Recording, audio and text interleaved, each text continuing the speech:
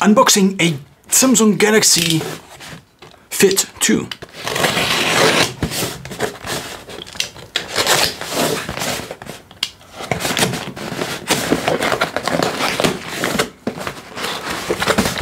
So usually this is the part where I explain why I bought this part.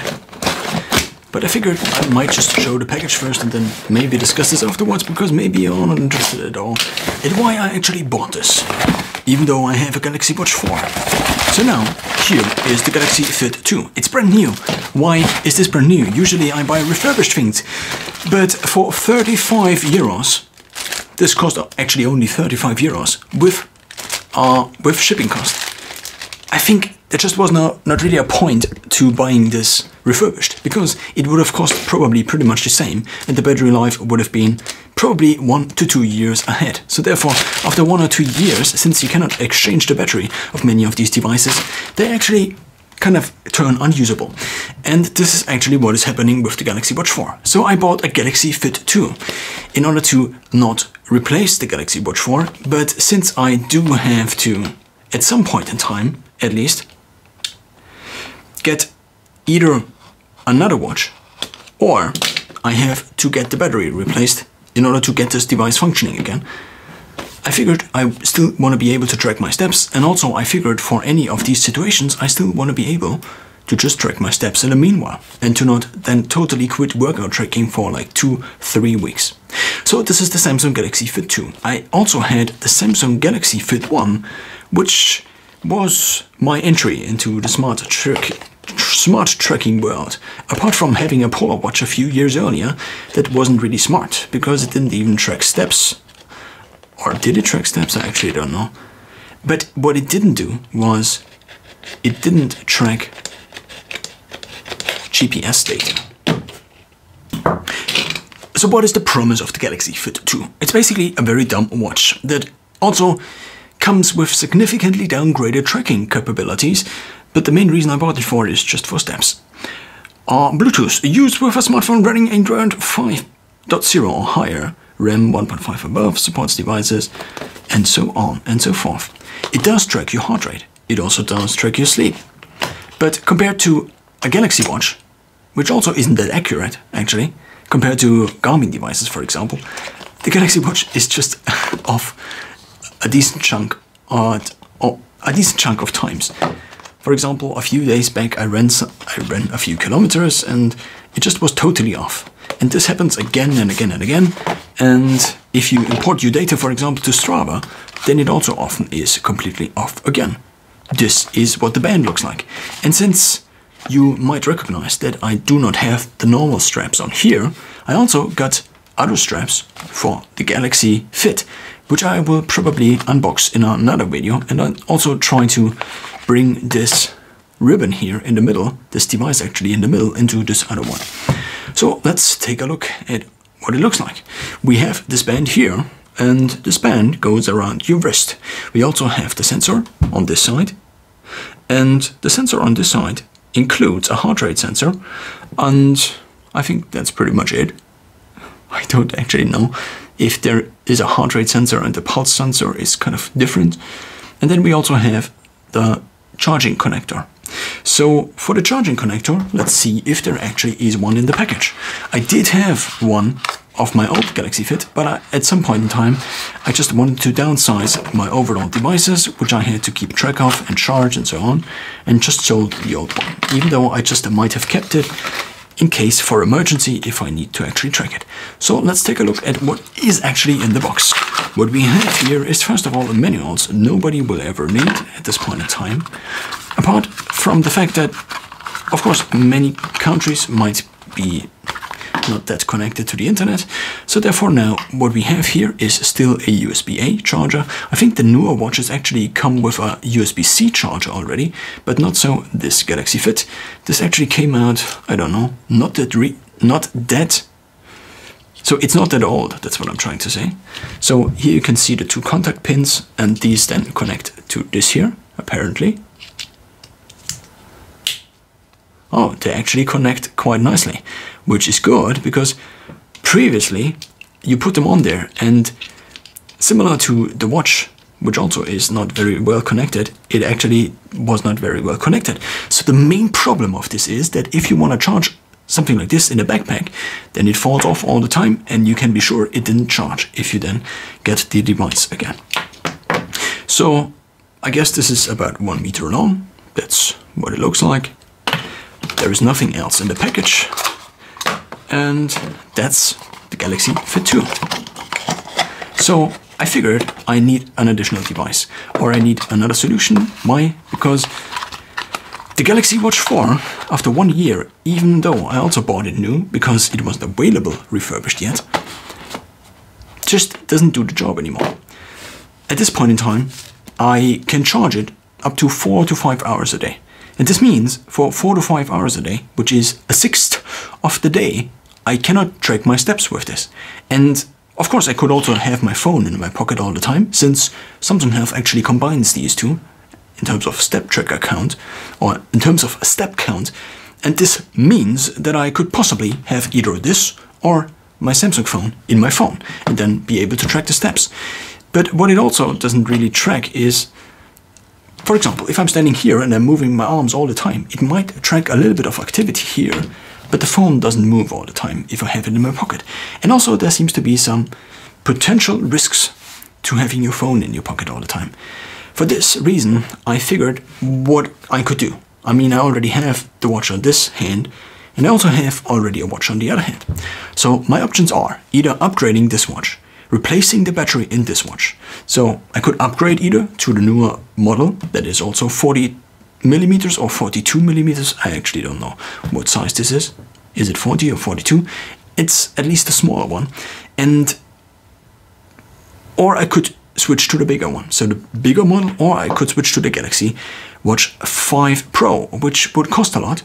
And also I would still have, but then I would have a really big watch. And that's not something I'm really comfortable with, because sometimes I sleep on my stomach and then I have my hand here, and this already is a little bit big because it constantly adds pressure, and therefore I actually don't know what to do. I also bought a Whoop actually already, but then I actually sent it back before I got it because there was also a mistake in the delivery. And so the main problem right now is that I can only track my workouts with this watch, and I can only track my workouts if the workouts are not that long, because otherwise the watch just drains in terms of battery, and also only it lasts if so my scenario is this. I usually work out at 6 p.m. and then I need a little bit. I basically would need it at least to last till midnight, because this is when I go to bed.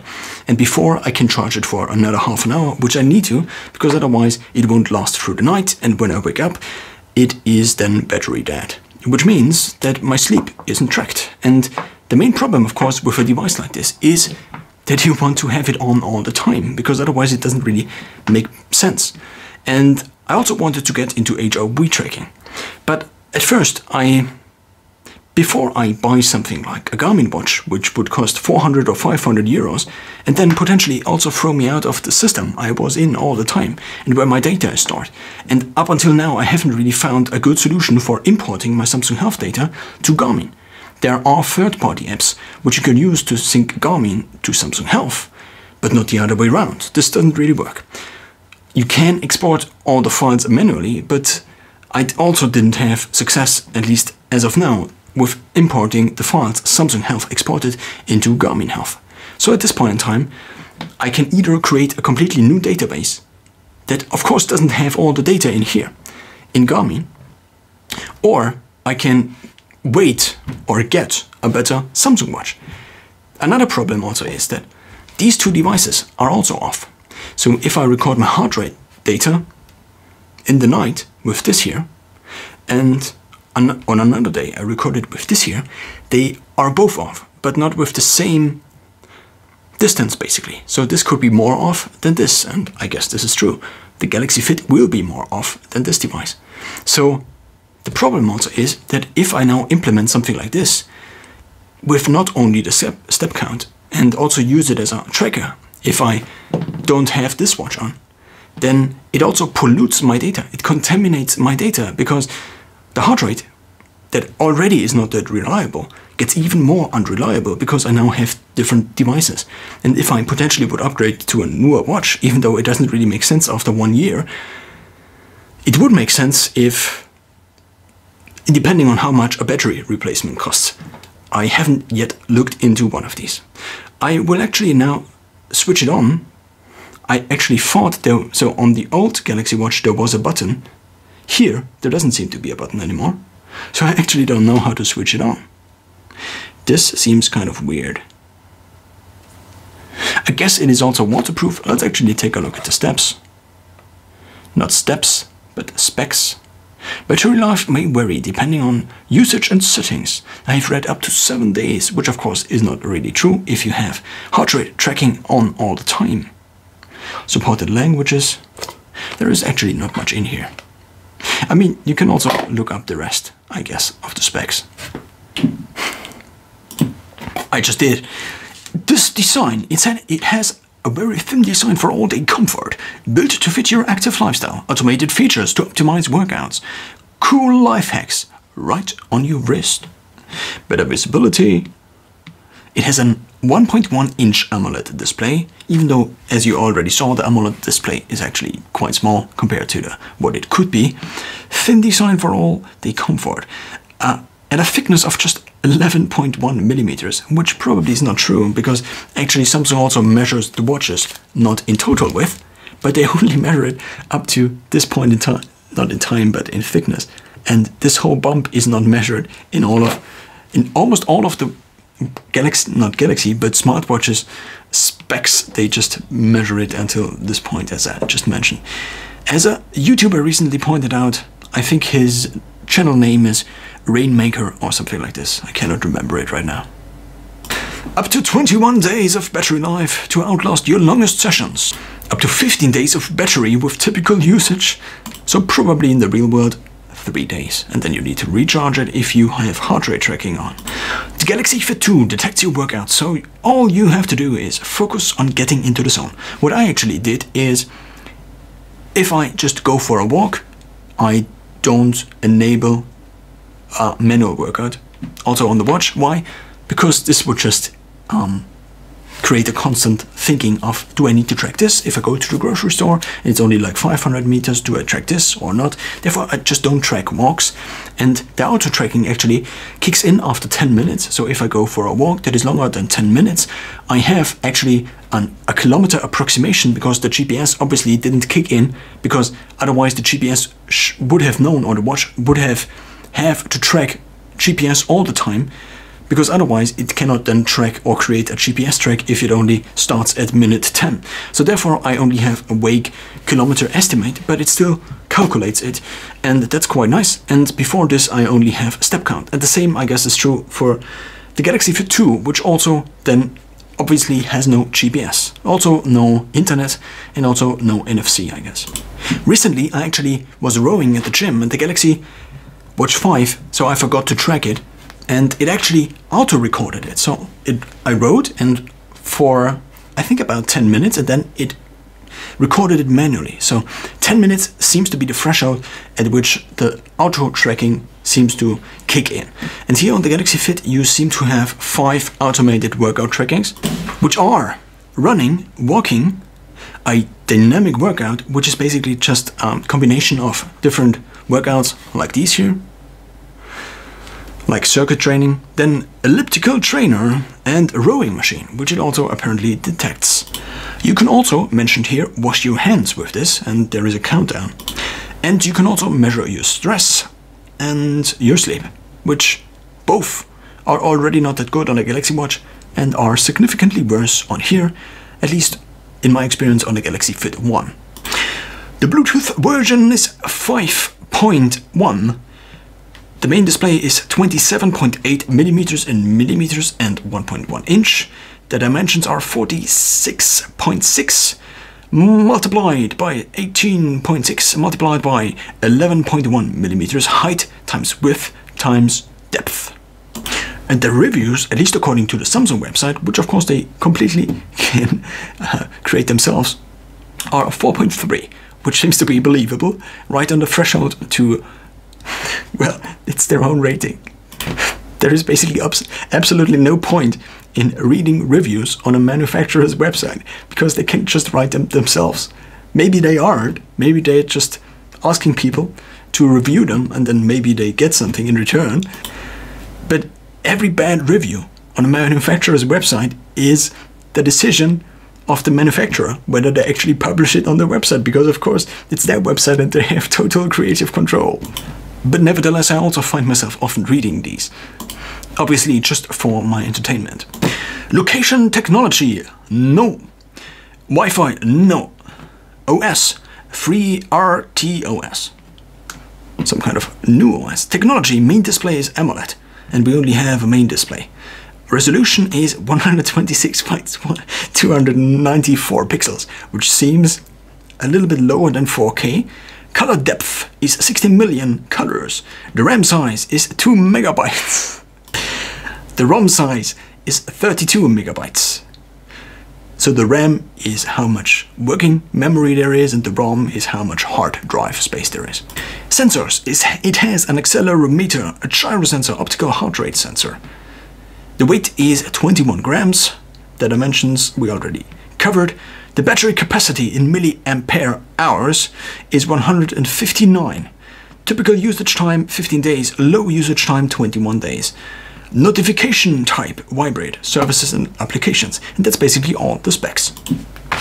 Next up, I bought this here, which are two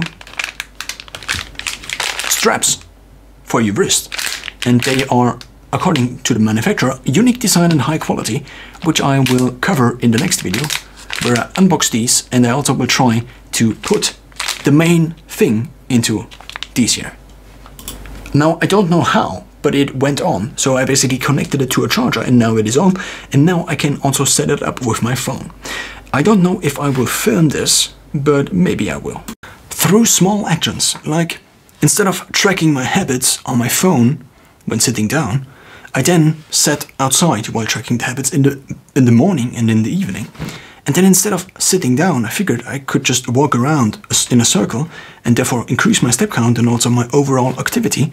And then I figured, why not just go for a walk? Now I'm going for a walk and the efficiency of the original thing has decreased significantly. But I'm also increasing my step count. So I don't really know which one is now better.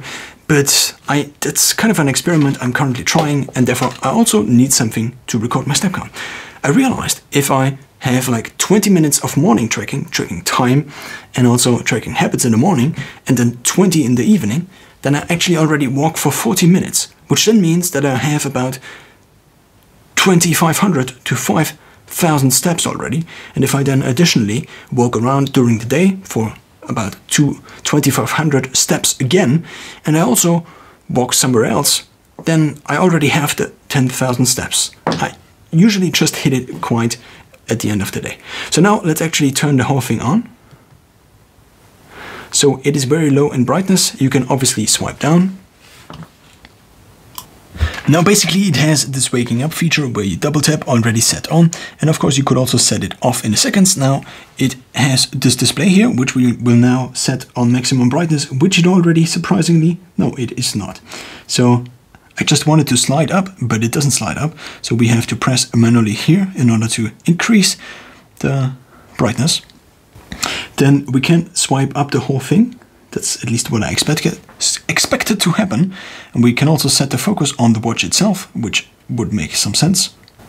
Now, as you can see, it has not connected, and it also already turned off again. It has not connected apparently to my Samsung Health account yet. Maybe I have to initialize it again, because the step count is actually, at least as of now, at 5,000, and I think this is actually quite a nice widget. And you're already beginning to see that it is completely useless with the screen time. Like, I don't know how long it is, but I think it is 15 seconds.